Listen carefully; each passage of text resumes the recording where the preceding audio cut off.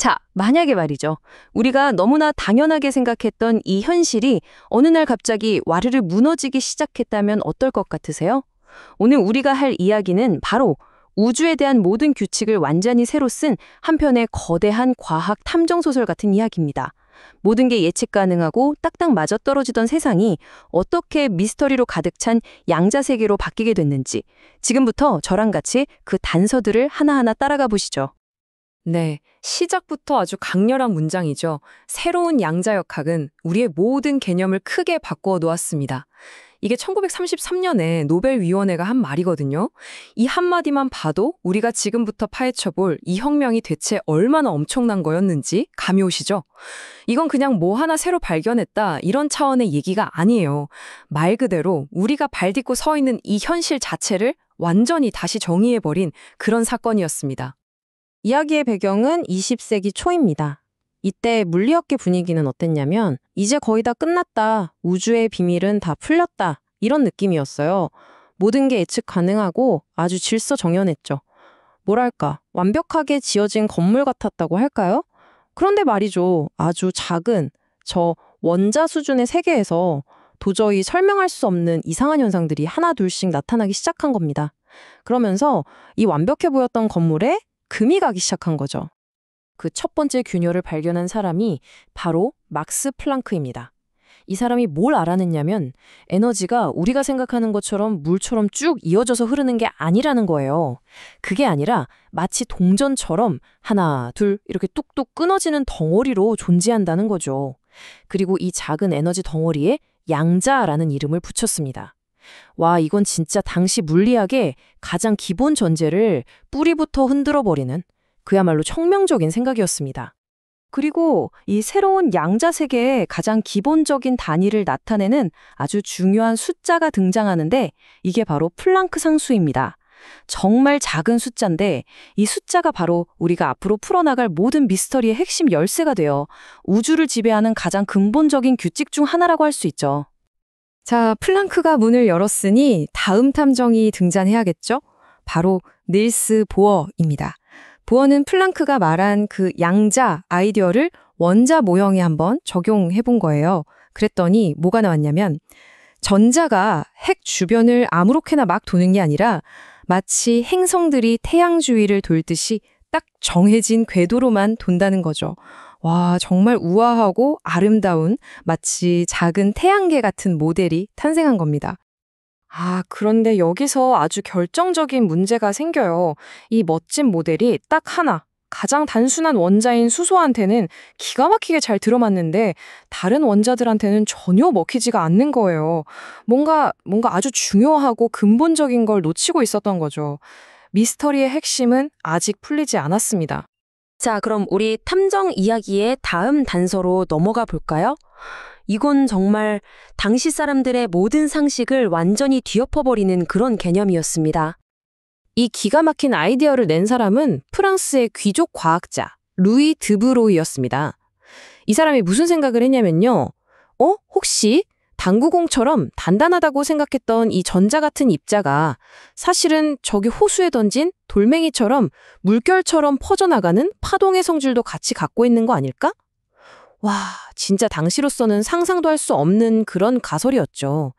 이게 바로 그 유명한 파동 입자 이중성입니다. 지금 보시는 이 그림이 그 차이를 정말 잘 보여주는데요. 왼쪽은 뭐예요? 그냥 우리가 생각하는 총알이나 구슬처럼 작고 단단한 입자죠. 이게 옛날 생각이에요. 근데 오른쪽을 보세요. 양자역학의 세계에서는 전자가 이런 모습이라는 겁니다. 어떤 한 점에 딱 있는 게 아니라 파도처럼 공간에 촥 퍼져 있는 에너지의 뭉침 같은 거라는 거죠. 완전히 다른 그림이죠? 그리고 더 놀라운 건 이게 그냥 머릿속 상상이 아니었다는 겁니다. 실제로 실험을 해보니까 전자가 정말 빛처럼 파동처럼 행동하는 게 증명이 된 거예요. 와, 이제 미스터리는 더 깊어졌습니다. 아니, 대체 어떻게 입자가 동시에 파동일 수가 있는 걸까요? 자, 이제 지금까지 나온 단서들을 모두 모아서 이 거대한 퍼즐을 완성할 3명의 천재가 등장합니다. 첫 번째 주자는 베르너 하이젠베르크입니다. 이 사람의 접근법은 아주 실용적이었어요. 눈에 보이지도 않는 원자 궤도 같은 거 상상하지 말자.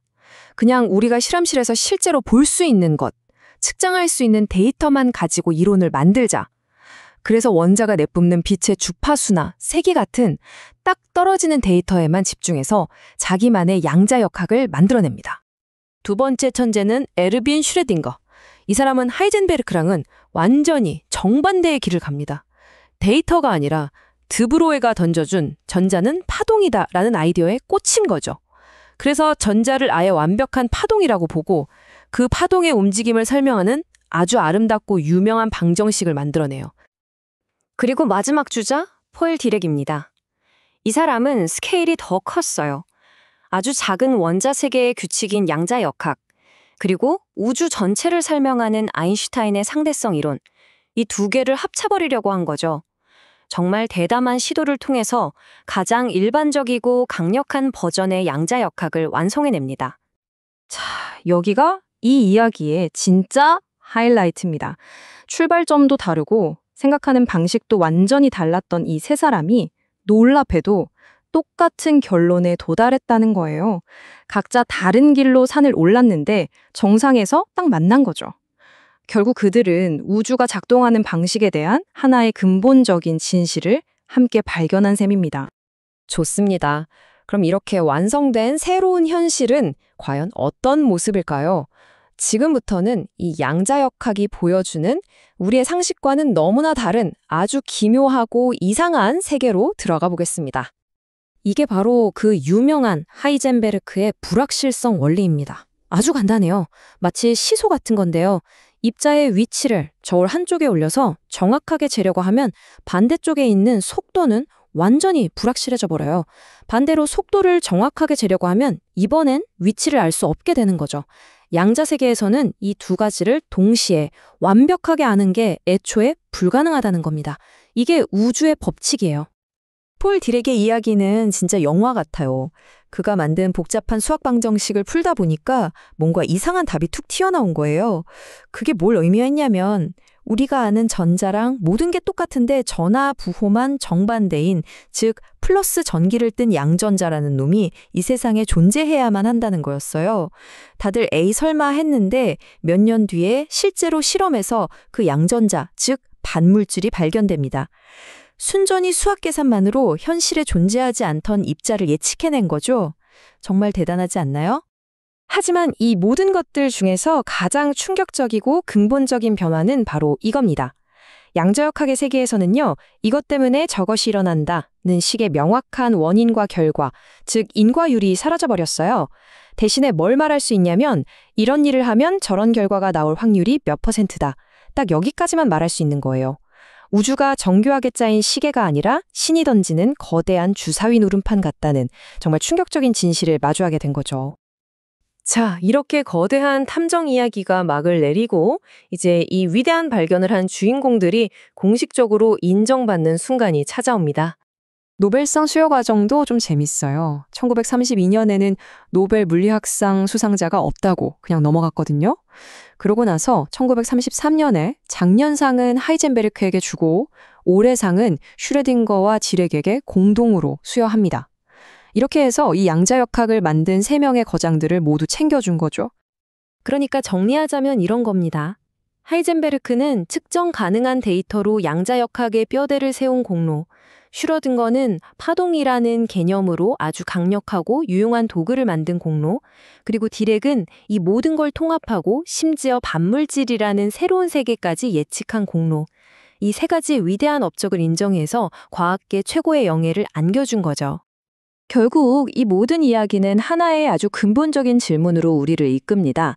만약 우주의 가장 깊은 곳에서는 모든 것이 확률일 뿐이라면 우리가 지금 이 순간에도 너무나 당연하게 믿고 있는 이 원인과 결과의 법칙이라는 게 사실은 그냥 우리 눈에만 그렇게 보이는 일종의 착시현상은 아닐까요? 양자혁명이 던진 이 질문은 단순히 과학을 넘어서서 우리 자신과 이 세계의 본질에 대해 다시 한번 생각하게 만드는 것 같습니다.